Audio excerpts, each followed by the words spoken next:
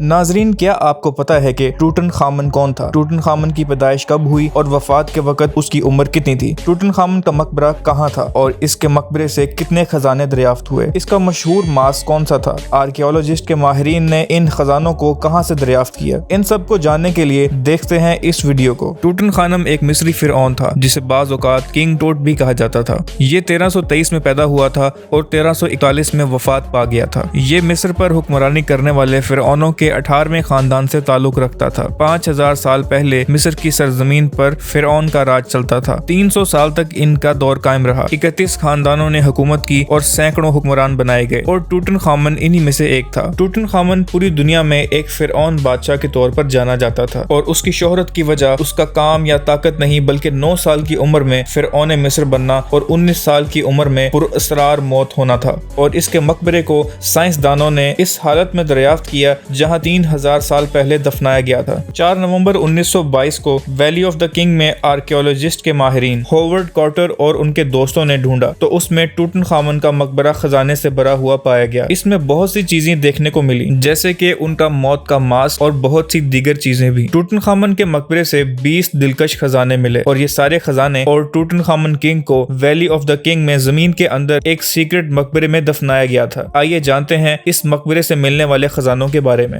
Number 1, death mask. टूटनखामन का death mask 1925 में king के मकबरे से मिलने वाला सबसे मशहूर मास्क है। ये मास्क बहुत ही सफाई से कीमती पत्थरों और रंगीन शीशे से जुड़े हुए सोने से तैयार किया गया है। इसका वजन 10 किलोग्राम है। मरने के बाद इस मास्क को टूटनखामन के कफन पर भी पहनाया गया था और अब इसे काहिरा के मिस्री म्यूजियम में रखा गया है। Number 2, iron dagger. टूटनखामन को 2 खंजरों के साथ दफनाया गया। एक लोहे की ब्लेड वाला खंजर और दूसरा सोने की ब्लेड वाला खंजर था। लोहे की ब्लेड वाला खंजर इसकी दाईं टांग से बांधा हुआ था और सोने की ब्लेड वाला खंजर इसके पेट पर बांधा गया था। Number 3, board games. टूटनखामन अपने दौर में वक्त गुजारने के लिए बोर्ड गेम से खेलते थे। इसके मकबरे में 4 बोर्ड गेम्स थी। मकबरे में पाए जाने वाले कुछ बोर्ड गेम्स के टुकड़े हाथी के दांत से बने हुए थे। इन गेम्स को खेलने के लिए क्या रूल्स थे इस बात का किसी को भी अंदाजा नहीं था। Number 4, garment mannequin. टूटनखामन के खजाने से एक पुतला भी मिला था। इसके हाथ नहीं थे। बाद में पता चला कि टूटनखामन की हूबहू कॉपी है जिसे किंग के कपड़े पहनाकर देखा जाता था कि कपड़े सही भी लगते हैं या नहीं। Number 5, golden sandal. टूटनखामन की मम्मी गोल्ड के सैंडल पहने हुए पाई गई थी जो 11.6 इंच लंबे खालिस सोने की शीट से बड़ी महारत से बनाए गए थे। एक्सपर्ट्स का कहना था कि ये गोल्ड से बने हुए सैंडल्स जब वो जिंदा थे तब नहीं पहनते थे बल्कि अपनी मम्मी के लिए खास तौर पर तैयार करवाए थे। Number 6, टूटनखामन coffin. टूटनखामन की मम्मी को 3 कॉफिन्स के अंदर दफनाया गया था जो एक दूसरे के अंदर बने हुए थे जिसका वजन 250 किलोग्राम है। इन कॉफिन्स के ज्यादातर हिस्से गोल्ड से जबकि आउटर कफन को सुनहरी लकड़ी से बनाकर इसके ऊपर गोल्ड की लेयर को चिपकाया गया था। सबसे अंदर वाला कॉफिन प्योर गोल्ड से बनाया गया था जिसमें किंग की मम्मी को स्पेशल लाइनर में पहनाया गया था। Number 7, टूटनखामन throne. किंग के मकबरे से 2 शाही तख्त मिले थे। एक को इबोनी से बनाया गया था जो लकड़ी की एक खास किस्म है। इसको पॉलिश करने से ये शीशे की तरह चमकती है। दूसरे तख्त को सुनहरी तख्त कहा जाता है जिसको किंग और उसकी बीवी के आर्ट से सजाया गया था। ये थ्रोन 1 मीटर ऊंचा और इस पर सोने और चांदी की लेयर थी। इस थ्रोन पर जगह जगह नायाब पत्थर और शीशे की सजावट नजर आती है। Number 8, chariots. टूटनखामन के मकबरे में 6 चैरियट्स भी पाए गए थे। इनमें से 2 स्टेट चैरियट्स लगते हैं। चैरियट्स के दाएं जानिब 6 गैर मुल्की कैदियों की तस्वीरें भी थी और इनके बाएं जानिब क्वीन एंकी सिनामोन का नाम लिखा था। चैरियट्स के इस डिजाइन से साबित होता है कि किंग अपनी बीवी के साथ सफर किया करते थे। Number 9, trumpets. आर्कियोलॉजिस्ट को टूटनखामन के मकबरे से 2 बाजे भी मिले थे जिसमें एक चांदी और दूसरा पीतल से बना हुआ था। इनके ऊपर सोने का पानी भी चढ़ा हुआ था। 1939 में जेम्स टेपर ने भी बजाकर देखा था। Number 10, Anubis.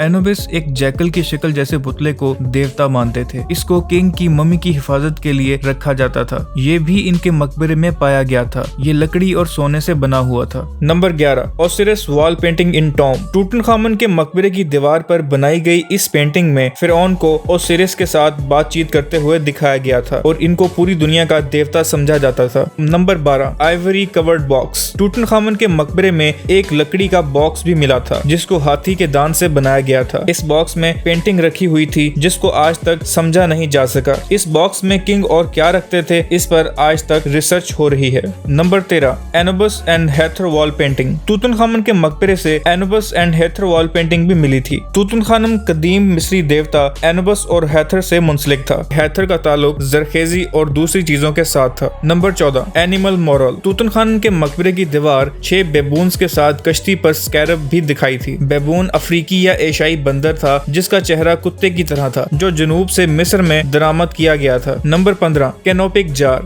टूटनखामन के मकबरे से पाए जाने वाले कैनोपिक जार वाले बर्तन के ढक्कन भी मिले थे। इस तरह के बर्तनों में आज़ा की बाकियात भी होती थी, जैसे जिगर, फेफड़े, जिन्हें मम्मी बनाने के अमल के दौरान हटा दिया गया था। नंबर 16, टूट एंड वाइफ। टूट के मकबरे में पाई जाने वाली इस पेंटिंग में टूटनखामन और इसकी बीवी एंकी-सिनामोन को दिखाया गया था। रिसर्चर्स को एंकी-सिनामोन की कब्र नहीं मिल सकी और कहा जाता है कि ये बादशाहों की वादी में ही कहीं है। Number 17, cup. फूलों की शक्ल वाला ये कप तूतनखामन के मकबरे से पाया गया था। ये कप एलाबास्टर के सिंगल पीस से तराश कर बनाया गया था, जिसकी शक्ल सफेद पोइस के फूल जैसी थी। इसकी नेचर दूसरे पत्थरों के मुकाबले में काफी सॉफ्ट होती है। इस पर हेरोग्लिफिक बने हैं, जिसका मतलब है किंग को हजारों साल जिंदगी मिले। Number 18, jar. टूटनखामन के मकबरे में पाए जाने वाले इस जार के ढक्कन के ऊपर शेर बैठा है। किंग इसमें अपनी कॉस्मेटिक्स का सामान रखा करता था। ये जार भी एलाबास्टर के सिंगल पीस को तराश कर बनाया गया था। नंबर 19,